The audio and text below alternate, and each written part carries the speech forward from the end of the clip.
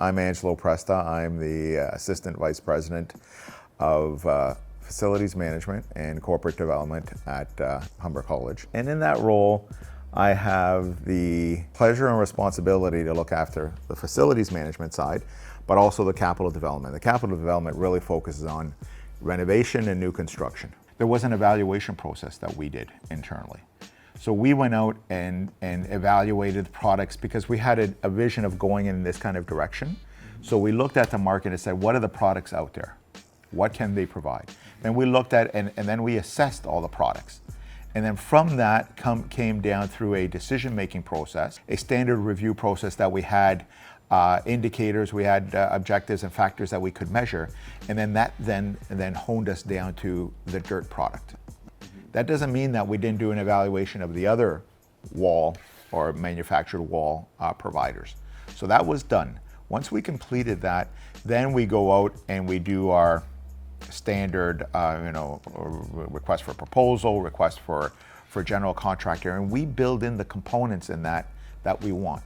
So is it a sole source? You might say in the end it is, because it was a directed want of a material, but there was a steps of evaluation that were done beforehand as a public company that we need to do to make certain that that's the product, and maybe also as anybody that's looking at making a decision. But we've gone through an evaluation process to select the item, the product that we want to quote unquote sole source with, and then pass that on to the GC. And then all the GCs have the option to provide a bid, but with the product list that we want, so that a competitive process is still adhered to as we are directed. But we get the list, we get the items that we want. If we need to do a sole source, or if we need to direct someone to a certain product, we have the documentation behind us that says this is the work that's been done to get there. When it's set up that way, it's easier for us to work with allowances rather than final dollars. Allowances gives the owner, gives us the flexibility to say, well, we have $10,000, $100,000, or $1 million to do this part of this project. This is how, and so then you get into the design, you get into the variations. You say, well, wait a minute, I think we have to cut here in order to fit within the budget that we have. And that allows us that flexibility.